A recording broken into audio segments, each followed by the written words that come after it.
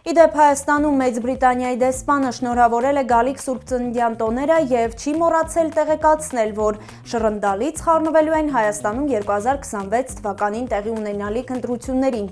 Դեսպան Քոուլի այս հայտարարությունը բացառիկ չէր, ավելին նա մի քիչ հետ ընկավ։ Նրանից առաջ Հայաստանի ընտրություններում խառնվելու պատրաստակամություն հայտնել է Եվրամիությունը, ավելին նրանք անգամ փող կտան՝ 12 միլիոն եվրո։ Ակնհայտ է, որ Հայաստանում սպասվող ընտրությունները մեծ հետաքրքրություն են առաջացնում արտաքին դերակատարների շրջանում, մեր հարևան և հատկապես թշնամի երկրների շրջանում, ինչը միանշանակ հասկանալի է, քանի որ այս ընտրությունների ելքից է կախված թվարկած երկրները կշարունակեն Հայաստանում թելադրողի դիրքերում լինել, թե ոչ։ Նշվածներից յուրաքանչյուրն ունի իր ակնկալիքները և շահերը, որոնք ցանկանում է իրացնել ընտրություններից հետո, իսկ Հայաստանը, բացի այդ շահերի սպասարկումից, բացահայտորեն նաև օգնություն է խնդրում արտաքին կենտրոններից։ Ստացվում է, որ երկրի ներկայիս իշխանությունը պատրաստ է առաջ մղել բոլորի շահերը, բացի սեփական պետության կենսական շահերից։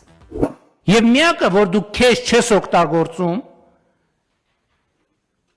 դու ես, որ դու քեզ համար չես օգտագործում, բոլորը իրանց համար քեզ օգտագործում են, դու քեզ քո համար չես օգտագործում։